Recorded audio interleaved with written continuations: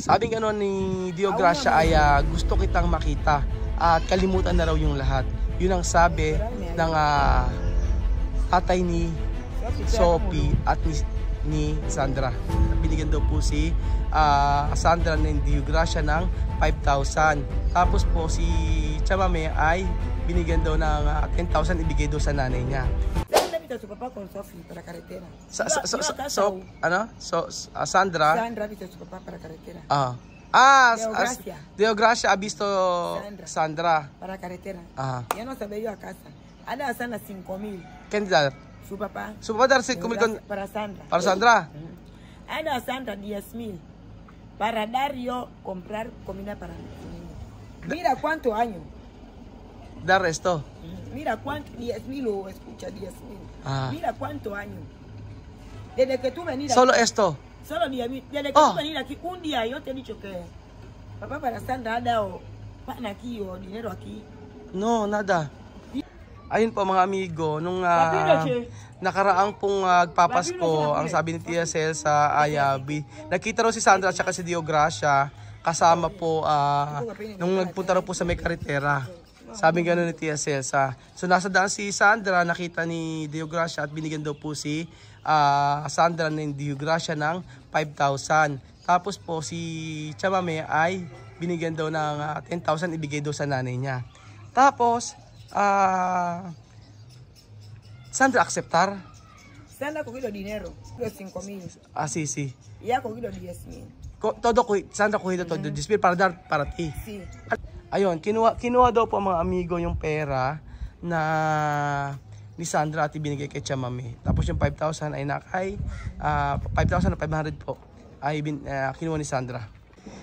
Chamame, ¿qué razón? ¿Por qué él mandar dinero hoy por mucho tiempo? ¿Qué razón? Desde que tú venís aquí, mira, mucho tiempo, muchos años. Muchos años. Ahora, yo comedor. Pero, ¿qué razón? Yo no sé. Pero por tú aceptar. Yo explicar tú no. Ajá. Yo comedor. Ajá. De comedor de ver la tele. Cuando tú llamas yo. Ajá. ¿Dónde tú estás? ¿Dónde tú estás? Yo dice yo a casa. Pasa Sophie. Ajá. ¿Tú recuerdas no? Sí, yo llamar. Ajá. Yo da a Sophie teléfono. Sophie terminar de hablar con tú. Ajá. Yo comedor o viendo televisión. Ajá. Comedor. Ajá. Yo viendo televisión. Sí. Sandra viene. Mamá. Yo vengo de la carretera. Papá me ha dado 5,000. Ha mandado 10,000. Para que tú compres comida. Yo se escucha, he dicho, Sandra, coge dinero, ese día mi beta, dale su dinero. Volver. Ajá. Pero yo no quiero. Ajá, sí. Así yo dice, Sandra, lleva ese dinero. Ayun po, nung ano po kasi, nung magpapasko tumawag ako kay Chamame, hindi ako nakakapunta rito.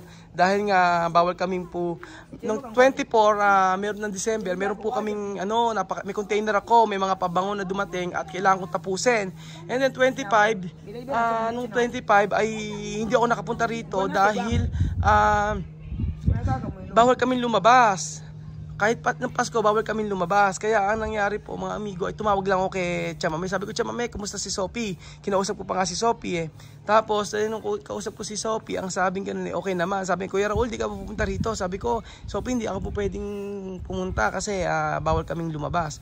Tapos, yung pala, yung araw na yon ay dinala ni Sandra yung pera na para dinala ni Sandra, kinuha ni Sandra o inaccept ni Sandra yung pera na binigay ni Dio Gracia na 15,000, 5,000 kay Sandra at 10,000 kay Chamame para sa mga bata.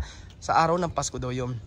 Tapos, sabi ni Chamame, Sandra, pumunta ka, bumalik ka sa bahay at ibalik mo yung pera. Sabi niya, napakatagal na panahon tapos ngayon bibigay. Ngayon siya magbibigay. Anong rason? Sabi ni Tia Celsa. Sino? Chamame, ¿qué tú pensar? ¿Qué razón? Yo no quiero, Roel.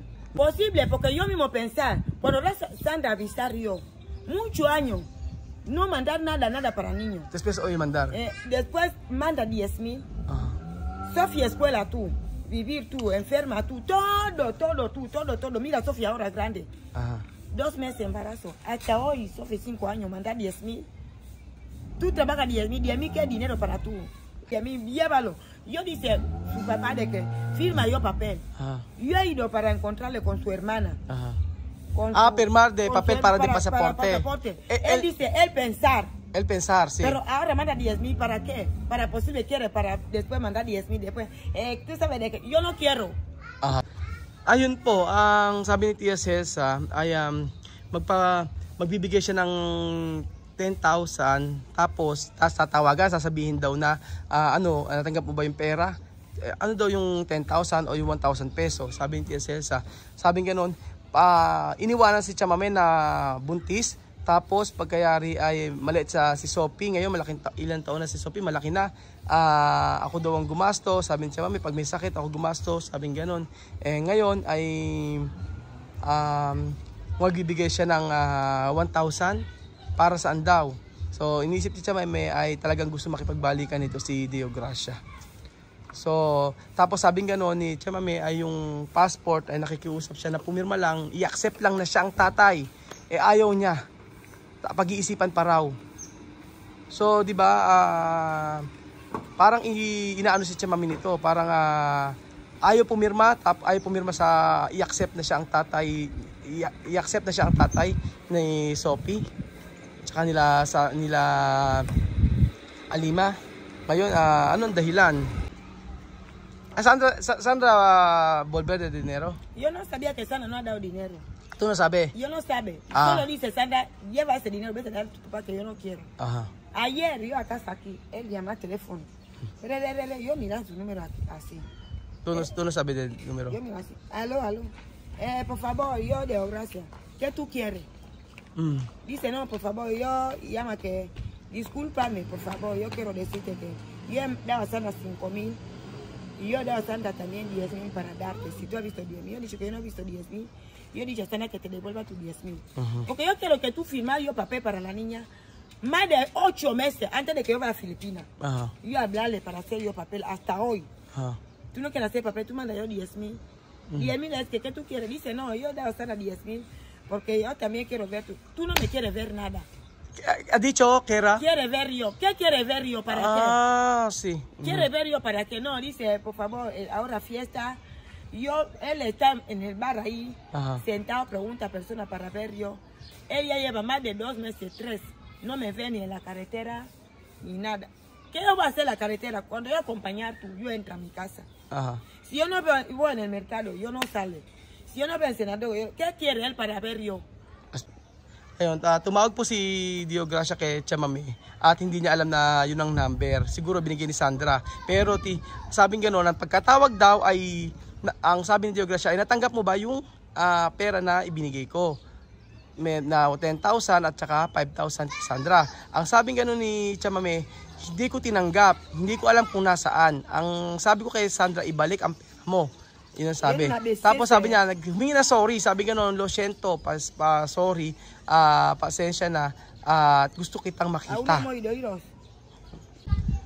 Sabi gano'n ni Deogracia ay gusto kitang makita. At kalimutan na raw yung lahat. Yun ang sabi ng tatay ni Sophie at ni Sandra. Tapos, ang sabi pa ni Chamame, ang hinihiling lang niya ay pumirma sa pasaporte, sa may papel na kung saan ay pinahihintulutan niya na kumuha ng passport si Sophie, pero ayaw pumirma. Ang tagal nakikiusap ni Chamame. ¿Cuántos meses tú hablar? 8 meses ya. 8 months na nakikiusap si Chamame. Antes de que yo en Filipinas. Bago pa pala pumunta sa Pilipinas kami, nakikiusap na si Chamame na pumirma na i-accept na siya ang tatay. Kasi dito, pag hindi mo in-accept na ikaw yung tatay ng mga bata, hindi ka makakakuha ng passport basta-basta. So, napakatagal nung panahon na yun. Kaya nahihirapan talaga na kumuha ng passport yung mga bata. Dahil po sa walang tatay na pipirma. Chamame de Deogracia, ¿quién mandará número de Deogracia? Y Sandra, ¿cómo para Sandra? Él sabe mi número. Él sabe de tu número. Sí. Pero ahora, como 3 años, como 4, no hablar. No hablar. Sí. Cuando él pasaba con coche, ver yo, cuando venía pasar. No hablar. Sí. Cuando yo he ido para Filipinas, cuando yo venía, la gente enseñarle fotos para yo. Su corazón mal. ¿Para dar? Sí, celoso. Celoso. Sí. Cuando yo también para Filipinas, era hablar con Sandra que me han dicho que tu mamá ha ido en Filipinas. Yo no sé si va a venir más. Sandra me dice que mi mamá ha ido en Filipinas con Clara, va a venir. Cuando él ha visto mi foto, yo guapa, todo, su corazón así. Como empadar. Sí, como celoso. Ahora, él no sabía que yo así. Él pensaba que todo yo día sufrir. Ajá. Ahora manda 10,000 para hacer que para yo. So nung umuwi po pala si Chamame, yun po yung kinukwento ko sa inyo dati na talagang nung nakita na napakaganda ng itsura ni Chamame nung nasa Pilipinas, nagbago yung kanyang kulay, tapos yung kanyang pananamit, lahat-lahat. Meron nagpakita ng picture at ng video kay Chamame yung pagbabago sa kanya nung nasa Pilipinas. So ang gusto rin ng kanyang asawa pala ay hindi ganito ang gusto niya, yung nakikita na naghihirap si Chamame. Tapos at sa halagang 10,000 o 1,000 pesos gusto niyang baguhin lahat yung mga pangyayari sa buhay ni Chamame at gusto makipagbalikan. Yun ang kwento ni Tia Celsa. At sa totoo lang po, napakahirap na kumuha ng passport kasi ayaw talagang pumirma ng tatay ni Sophie. So wala namang magawa si Tia Celsa kung ayaw pumirma kasi ayaw i-accept eh. Tapos ngayon, nang nagpasko, ang gusto ay maging okay ang lahat para sa kanila. Solo de razón Chamame, Dio gracia, quiere volver contigo. Pero tú no quiere, no? So yun po ang dahilan talaga. Ang gusto talaga makipagbalikan ni Dio gracia. Pero natatandaan ko di ba si Sandra, after ni Sandra, si Bibian, tapos nagkaroon ng asawa si Chamame na Cameron, yung kay Misma na tatay at saka kay Amir. Tapos bumalik uli pala si Dio Gracia. So possible nga yun na ganun yung gusto ni Dio Gracia, na makipagbalikan na naman. So sabi ni Chamame na ilang beses nakipagbalikan na siya dati kay Dio Gracia nung nabuntisan naman siya ay iniwanan. Ngayon gusto na naman makipagbalikan. Sí, porque si manda 10,000, yo voy a coger. Y cuando yo voy a coger ese 10,000, va a llamar más. No, ven a encontrar yo bar. No, ven a encontrar yo restaurante, ven a encontrar yo donde. ¿Cuándo tú aceptas? Cuando yo acepté ese 10,000, coger, poner 10,000, va a llamar. No, ven a encontrar yo bar.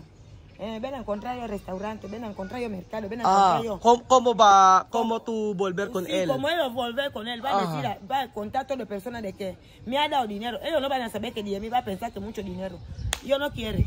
Yes. Sabi ni Tia Celsa mga amigo ay kapag tinanggap daw niya yung 10,000, ipagkakalat ng kanyang asawa na nagbigay siya ng pera, sasabihin sa kanya na tatawagan siya, sasabihin na halika magkita tayo sa bar, magkita tayo doon at parang nakipagbalikan na. Sabi ni Tia Celsa sa halagang 10,000 na yun ay ganun ang gagawin niya. Kaya sabi ni, ewan ko, nagkataka ako pero posible Sandra no volver, ella coger. Ya 24 Sandra no ha volvido, ha cogido.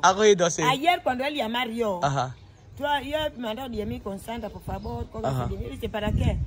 Mira, Sophie, 2 meses de embarazo, hasta hoy más de 5 años. Sophie ahora otro papá, tú no quieres cuidar a Sophie, fuera. Yo dice, Sandra, devolver tu dinero. Si Sandra no te lo ha dado, no me llame más.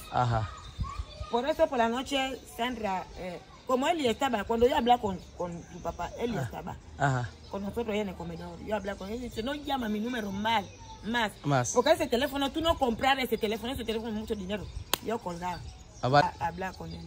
Sandra habla con él. Sí, yo creo que Sandra ha ido ahí. Yo no sé, posible Sandra no volver de dinero. Sí, no volver de dinero, por eso él llamaba para preguntar si tío ha cogido dinero. No quiero. Ayun po, sabing gano'n ni Tia Celsa. Yun nga, yung tumawag si Dio Gracia para sabihin lang yung na-receive yung pera. Sabing gano'n, wag na siyang tatawag kahit kailan. Yun ang sabi ni Chamame. So, siguro si Sandra hindi binalik yung pera.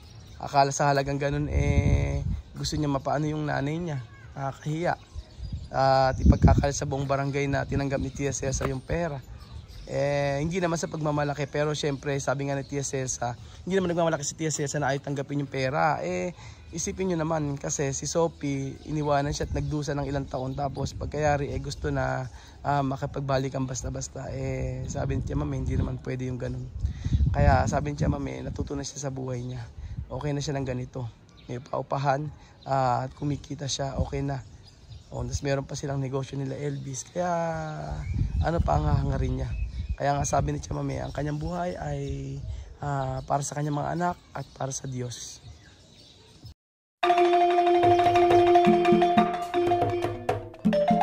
Na-appreciate ko yung paano sila nagdadasal.